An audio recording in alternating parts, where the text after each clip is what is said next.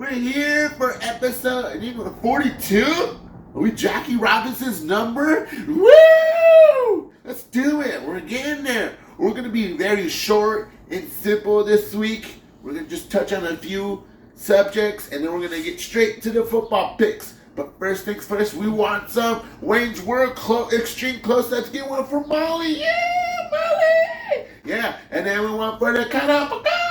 And then we're going to do it for the woo! I got one for me. Yeah, that's what I'm talking about. So, we're going to start off. I want to talk about America's Got Talent. It's in this live shows. The final is coming up in 2 weeks. And my God, what a final it's growing to be. There's a lot of groups in it that are going to be performing. And I think that's the kind of the key ingredient to win this show is, yes, it's good to be a single performer. But if you're a group of people performing, it's going to work. It's going to very, very work. So, like, you had the Mayans last year win, and now, like, you just have all these other group from France that does all these little hand ticks and stuff. A group from Japan that just dances. They're amazing. All these groups, there's still more to come. They have one more semifinals, and then they go to the live finals, and it's going to be awesome. One of my favorites, he's a mute comedian. Yeah. You're like, what? A mute comedian? Yeah. This guy talks from a little jukebox on his hip that's connected to his phone, and he tells amazing jokes. You have to check him out. He's so funny. He can't even tell the raunchy funny jokes on AGT because it's a family show. So check out his stuff on his Instagram. It's amazing. I can't even put into words what I see. He makes me laugh so much. But check out AGT on Tuesday nights on NBC. It's awesome. It's going to be a great show. Then they have the All-Stars coming up on that too. Then I want to talk about the Pat McAfee show. I've been watching him a couple times, catching my eye a few times this week, and I was like, I like him. He gives me the swagger, and I'm not gonna try to say I'm him or he's me, but very relatable to him. He says that the WWE wrestling attitude era raised him, and they raised me too. He's a big sports fan. He played football. He was a punter. Probably not one of the most glorified positions, but he made it glorified.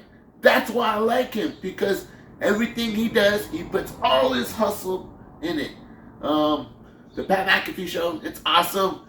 They kind of just talk raw. They don't have no script or nothing. They have a little bit of a script, but they just go. There's a group of them. It's amazing. They're starting the show, the Pat McAfee show on ESPN for about an hour, and then it continues on YouTube, where it originally starts on YouTube, and they're on YouTube Live for about 2-3 hours every day, just talking sports, everything. I love the guests that he has on every week. I can't wait to be at that level where I can just pull guests every day, different guests, head coaches, Hall of Famers. I can't wait to be at your level, Pat. I want to be like you when I get big. Now, we're just going to move on to the football picks. We're going to do a review, though. Excuse me. And week 1, I finished with a record of 10-6. And after last week of week 2, I went up one game. I finished with a record of 11-5. And then you have Mr. Gilbert Lozano. Both weeks, week 1 and week 2, he finished at a perfect 5. Not perfect. He finished at a 500 winning percentage, which means he went 8-8. Then again, he went 8-8. Man, that's not bad, actually. That's great. And here's one other person I did do one pick. I told you I was going to get your picture on there. If you keep putting your picks up before the show, I will get you up there. So there's another person for you right there. I appreciate you doing that. So let's just get right to the pick. So hit the music, Emilio. Nice. So in week 3, tonight, opening up on Thursday Night Football, you got the New York Giants and the San Francisco 49ers, who are on a hot streak.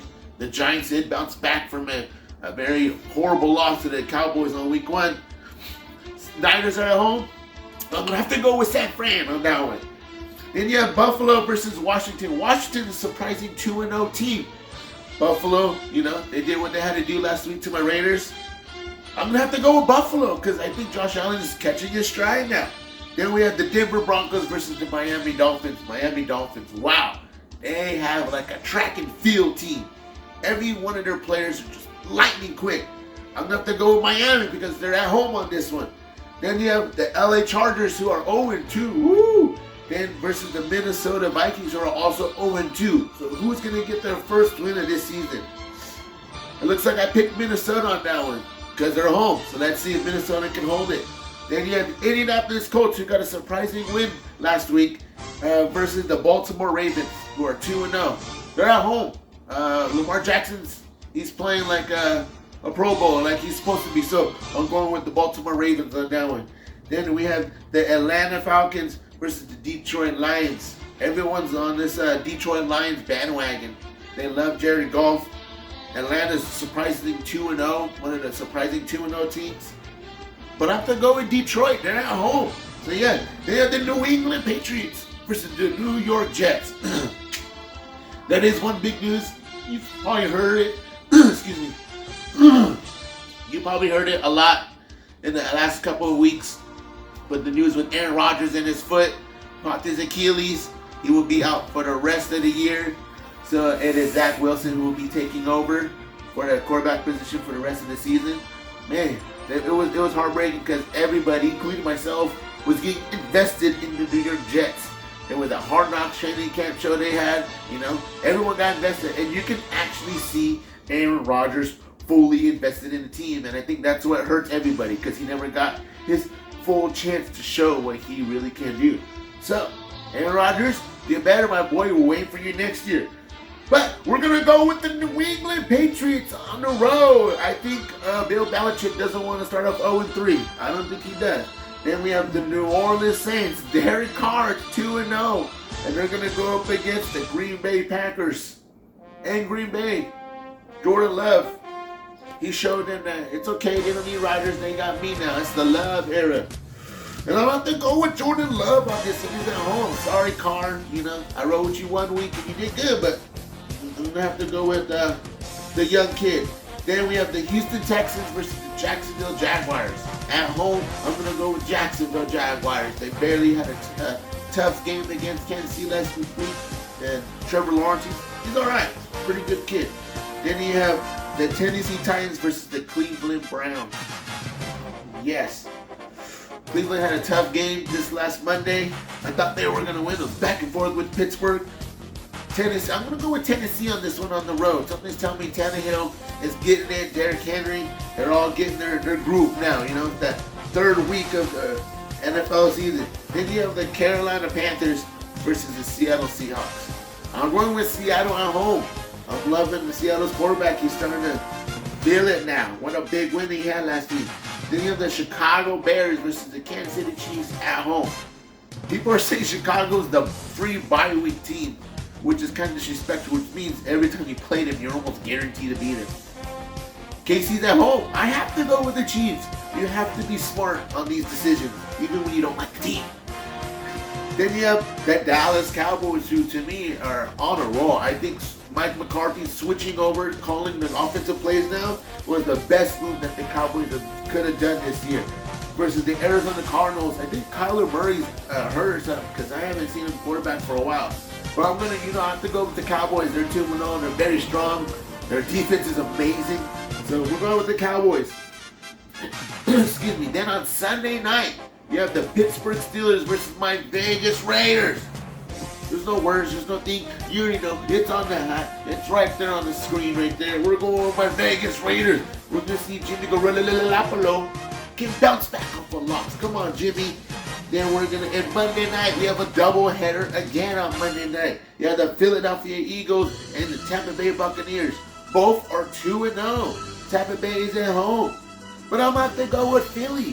Philly with that little, what are they calling it? The butt push play, where they're right on the line, they just have everyone push Jalen Hurts. So I'm going to have to go with Philly. They just look still complete from last year. They're hungry. They got revenge on their mind, and I can see it.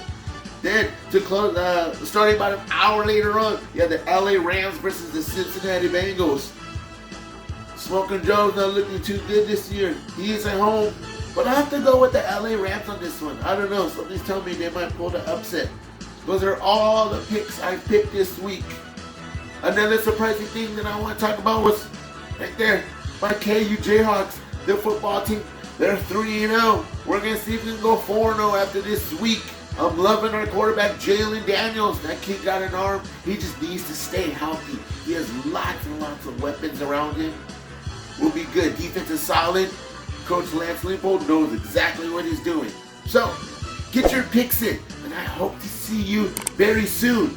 You know what Kenny Omega says? I bid you adieu, and a good night, bang. And you already know what I say. It's on the shirt. Rock chalk.